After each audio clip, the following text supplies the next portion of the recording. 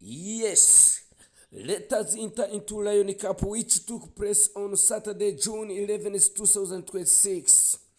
This was not the first time the event was held. In fact, it was the 16th edition. However, this day's event was very exciting and enjoyable. To be honest, this event was different from the usual ones. When you look at the atmosphere in the stadium, both a few and many fans come to support their teams from Sangano series and Karandu series. They were very happy. This year Akagera prepared the Lion Cup differently from the previous years, because this time there was a group of talented younger people who performed a song and dancers. They created excitement among the fans before the match and again during halftime. The community enjoyed the music and modern dancers before finishing the day by watching football. This is Akagera National Park, yes. At the end, the citizen proud said, "Our Akagera National Park, our pride," and added, "We will continue protecting our lions." Akagera National Park Lion Cup. Yes, let us continue to enjoy this good and exciting event. She's prepared by our Akagera National Park management. Lion Cup is prepared by Akagera National Park for the purpose of bringing happiness to the people who live around the park. It also helps to show the talents of younger people.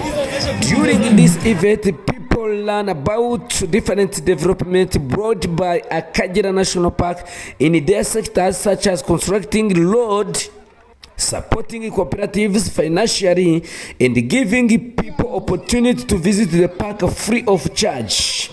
Yes.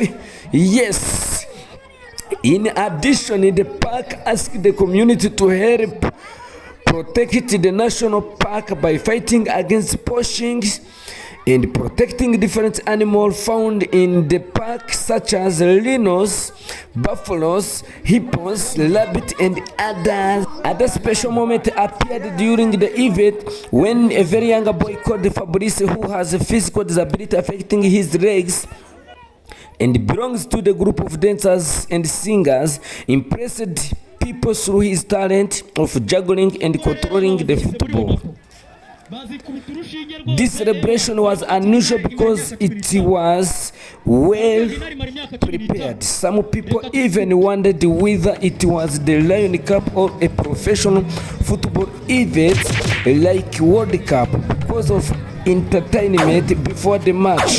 The performance reminded the fans of red football ceremonies where musicians and performers give the happiness and their support before the game starts.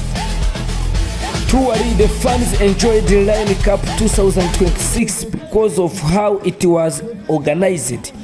They especially thanked Area for contributing to making this talented group visible.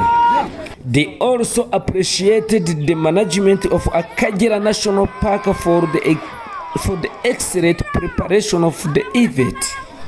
Finally, they requested that this kind of preparation should continue in future football competitions. Yes, this is Akagera National Park Lion Cup. Thank you, Lion Cup. Thank you, Area.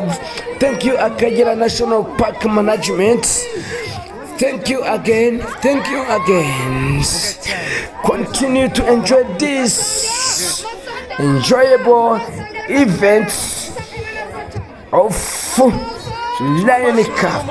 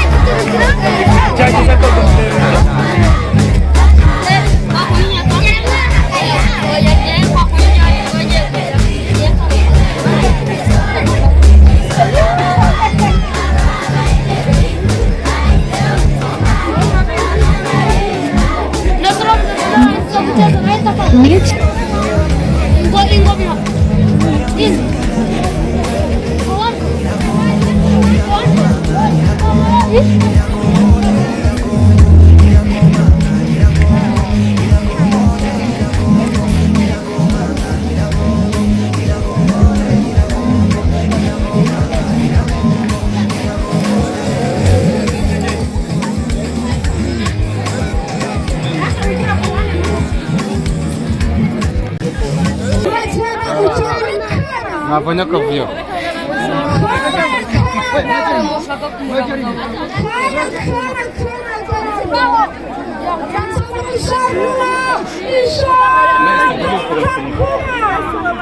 Murareba umwana se ntabwo mumuzi Fabrice. Shot.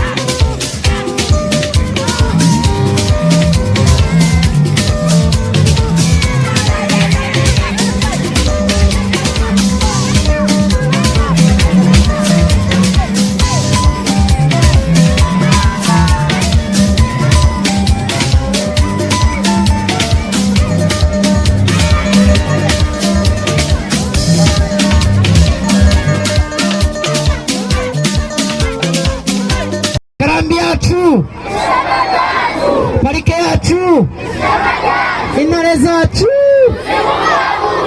aho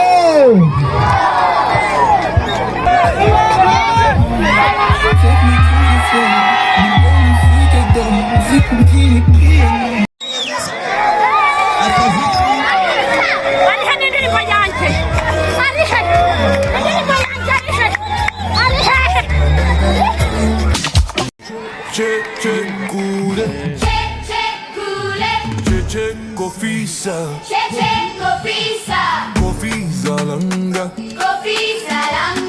Koko shilanga, adende, adende.